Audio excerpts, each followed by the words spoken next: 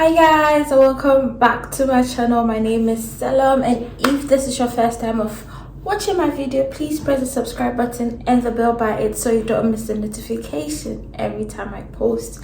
So it's been a month since I last posted and I am so sorry. Life has been happening.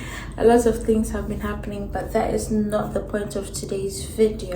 So today I'm going to speak about coming to the UK to study, because that's what I have experience on. So basically what you need to do so that someone somewhere will not come for your money when this information is free. Totally free. You do not have to pay. So stick and stay with me. Don't forget to subscribe and let's go. If you see things flying in the video, it's just dust. It's just dust particles. I've cleaned, I've paid for them to vacuum the place, but the air is still not pure in my room. So hopefully next week I'll remind them to come check it out again. So let's go. I actually don't have notes, so I'm just going to speak of my memory, what I remember. So you want to come to the UK to study. Okay. So what you need to do is find the city. First of all, find the city you want to live in, because coming here I heard stories about like different cities, how the people are, you know, the safety and all that. Mind you, it's not always safe like everywhere, like 100% safe. But then, you know, some parts have good stories, some parts have bad stories. So I'd rather choose the places with good stories. Personally, I chose Leicester because there were so many videos on YouTube at that time, or before that time, you know, with students in Leicester, and like I felt like, oh, this place has a lot of, you know, people of my skin color, people I could relate to, and it seemed fun. So, well, I would want to stay there. So, so I chose Leicester. Choosing schools, some people choose the schools based off, what's the word? Probably the number they are on the top 100, or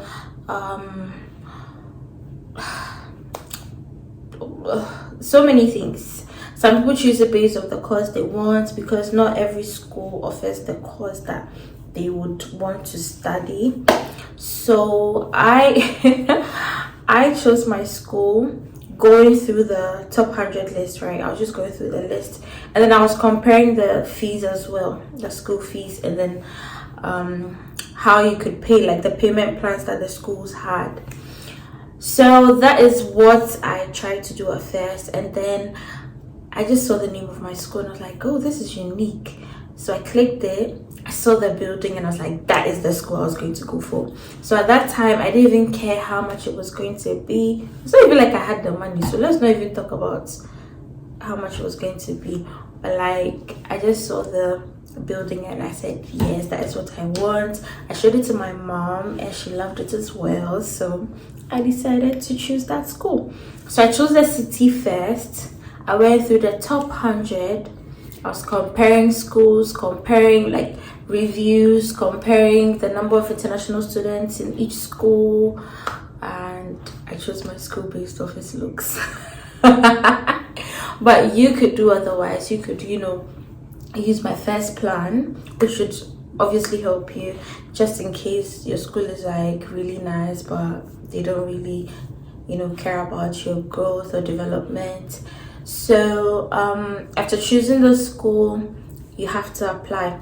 So the things you need to apply are your WAEC results. Mind you, some schools have a deadline as to how many years ago you wrote that exam. So let's say some schools will say 5 years. So if you're applying in 2022, right, and then you wrote your exam more than 5 years ago, it means you can't use it to prove that you can speak English. Some don't mind, I think, if you don't have the WASI results, they will take the proficiency in English letter from your university where you had your undergraduate studies, but just look at the requirements of the school. Some don't even take WASI at all, but I wanted a school that would take the WASI results because who wants to write English exams? Especially at the time that I was applying, I wasn't even mentally prepared for any exam at that time.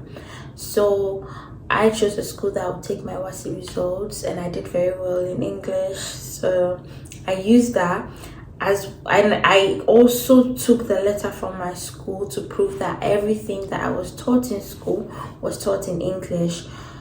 Then obviously you need your transcript, you need your certificates, the certificate of your degree.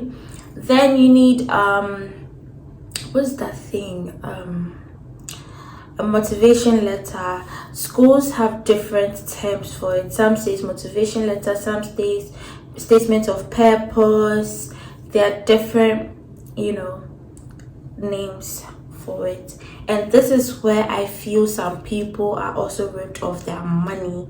Some would say, oh, I write this statement for you. I feel this statement is very personal and you should write it yourself. Don't depend on anyone to write that statement for you. It's basically why you chose that school, why you chose that city, or even the country, what you've studied for your undergraduate, what you are bringing, what knowledge you're bringing onto the course that you've chosen, why you've chosen the course, what you would like to do with the course in future, and yeah, so you like your dreams and stuff. So you basically, sometimes when it comes to why you chose the school, that's if I didn't say it already, why you chose that particular school. So sometimes you can get that information based off their brochures, where you'd get them from UCAS or just online, their website or their YouTube channel. So you have all those documents. Another document that you would need is your CV. Yes, you do need your CV, and to prove your work experience as well. So sometimes, okay, for me, I used my national service certificate. I added that as well to prove that I worked in Office of Parliament for a year. And then after you've proved that you can work and all that, you still need references. So you need references from your work, and then you need references from school. Some schools take one reference, some schools demand 2 references, academic and employment. So for my employment, I used my very last employment that was on my CV. And then for my school, I had to contact the head of my department. So at first I thought it would just be a lecturer, but then it's not just your lecturer. You have to get your head of department. I don't know if it's different for other schools, but for Central University, it was the head of my department. And that man is God sent, because I think he was on leave at that time when I wanted the reference, but he made it possible to do it for me. And I didn't have much information, so I thought he was supposed to send it to me. But then it turns out that for references, some schools, I don't know if it's for every school, but for my school, they said whoever is going to do your reference has to send it to the school themselves through their work email. So not just their Gmail. So let's say if they're working for HSBC, right? It has to be their names at hsbc.com. Like that is their email address. Not maybe amapokwa@gmail.com. No, it has to be ama.pokwa@hsbc.com. That is the email address it should come from. And I don't know what they put in the reference, because I was never showed any of the references that they did for me. But they do that reference, and then you need to give them a sort of identification. So I used my passport, because that's like the international document that you need to travel anyway. So I used my passport, and I think I gave, yeah, and then I gave them my student ID, my school ID. So your school ID will be on the conditional offer letter that you get, and then you add that so they can identify you, and it's not just a name, just your course, but then it's your name, your course, and your passport. I didn't mention your passport in the documents, but yeah, you need your passport, you need your birth certificate. I don't know why. Okay, I don't think you need your birth certificate in applying for the school. No, you just need your passport. You need the birth certificate for your visa, but it might be different for other schools. So just check the requirements. And so you've applied for the school, you've gotten the offer letter, your references have all been sent in, and then you have to pay your deposit. So the deposit also differs for different schools. Some schools would ask for higher amounts than others, so make sure you check that as well before you choose your school. So for my school, it was £4,000 at the time. So you pay that £4,000, right, and then you get your CAS and CAS statement. So you use that CAS statement to apply for the schools. Some schools, you have to prove your financial capability before you get the CAS. So with that one, is you act as if you're applying for your visa, and then you have to have the amount of money that you need to apply for the visa in your account for 28 days before you get your CAS statement from your school, before you apply for the visa. My school was not like that. After you pay for your deposit, you get your CAS, and then when you get that, from my school, they sent me an email with details of an agent that could help me in UCAS. So UCAS is I think an organization that helps you find your school. They even help you apply for your school, and then they help you with your visa processing. So it's free, totally free. I was shocked to hear this as well, but then it's free. They have different books on different schools in their office, so just in case you don't even know what school to choose, they can help you, and it's all for free. All for free. Nobody's going to take your money. Applying for the school is free. The only thing is maybe your transportation to your SHS for your certificate, or getting your transcript and your certificate delivered from your university. That is all. You don't need to pay for any other thing. Anyway, moving on. So I contacted the man in UCAS that my school gave me, and then I was asked to go to the office. So from there, you know, they ask you what course you've chosen. They ask you the questions as if like you're in an interview, but like it's more chill. So from there, they give you questions, and then while you're practicing for those questions, right, you obviously need to apply for your visa. So that is where they come in. I want to finish this this video fast. So they help you apply for the visa. They ask you for all the details that they need, and that is where you need to provide your birth certificate, your tuberculosis test results. So for the tuberculosis test results in Ghana, they ask you to apply online. I applied online, but then I never got the date for me to, you know, come in for the test. And when I was processing my things, it was quite slow. Looking back at when I paid my deposit and when I actually applied for the visa, it was really slow because of everything that was happening at that time. So I applied really late, and you get different dates for your visa. So you can even apply for your visa early, but like you might get a date maybe 2 months after you have sent in your visa application.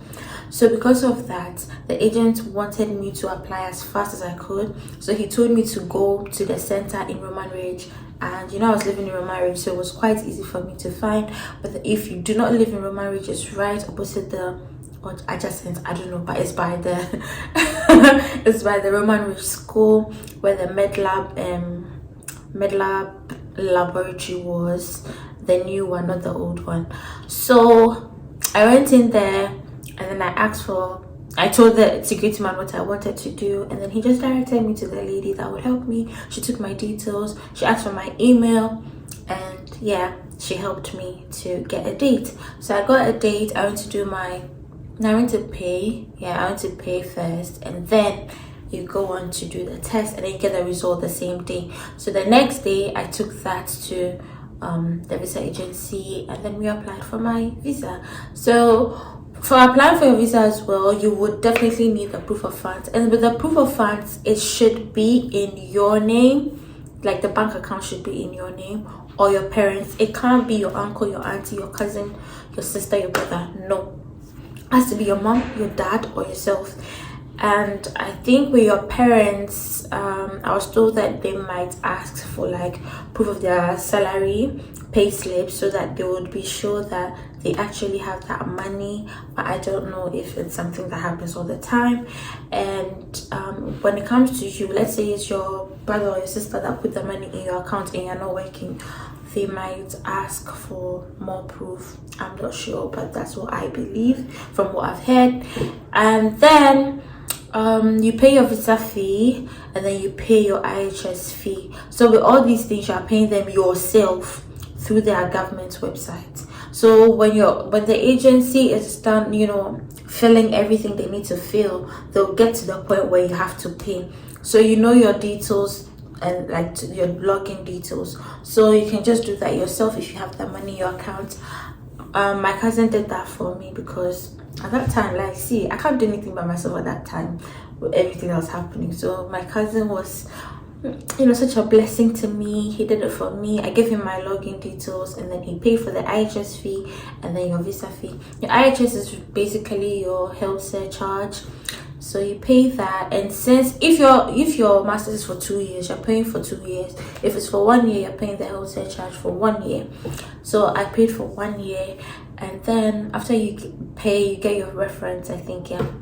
Then I think that's when you can upload all your documents. So after that, after I paid, I went back to the UKAS office in Osu, and then they uploaded all the documents that I had.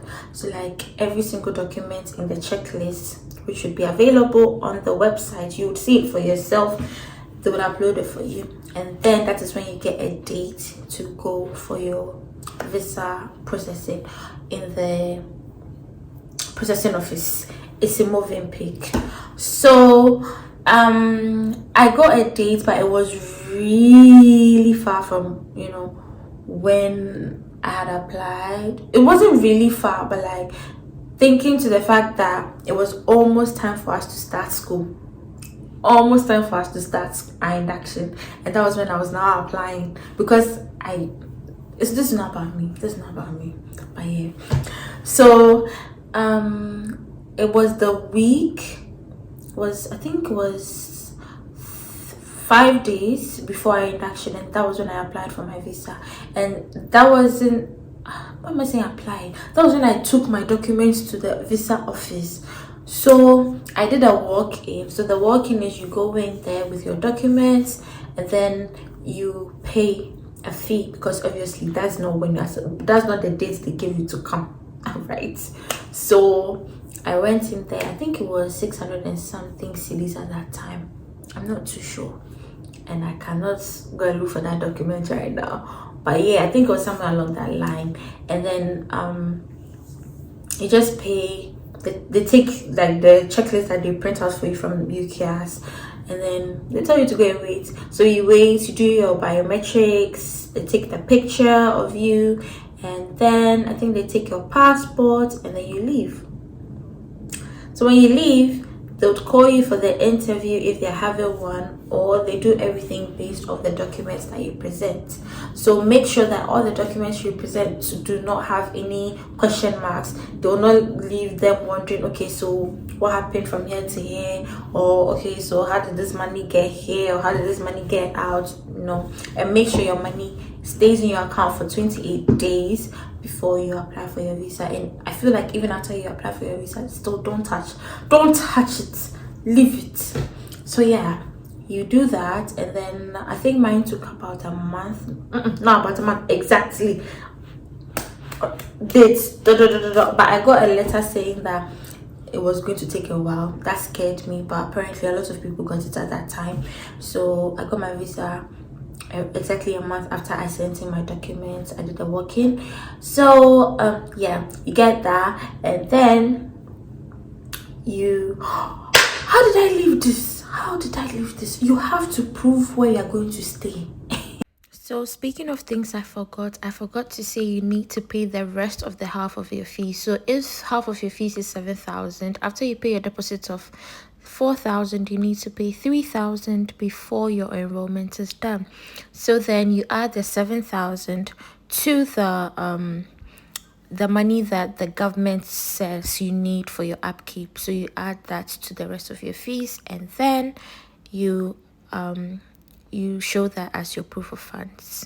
I heard some people used what's the thing, hotels. I didn't use hotels. Me, I wanted to be safe, so I paid a booking fee for the apartment that I showed my mommy that she approved of.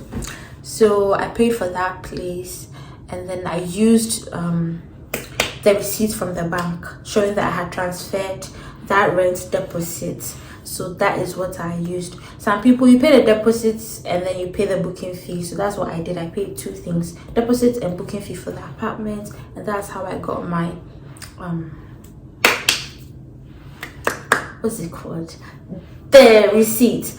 If you're able to get a tenancy agreement before you apply for the visa, that's great.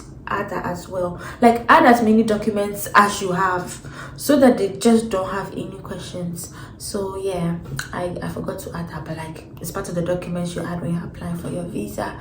And then I think on the receipt you just have to highlight the parts where for the reference you wrote that, no, not for your reference, because your reference is your room, your name and your room number, sorry. The parts where you indicated the purpose, so for rent, deposits, highlight it. And then I think that's about it. After that, you just buy a ticket. I didn't buy a direct flight because that was expensive. I went through Turkey, which was way cheaper, like way cheaper than the direct flight. But then, and it was also an experience because I got to go to Turkey. I was in that big airport.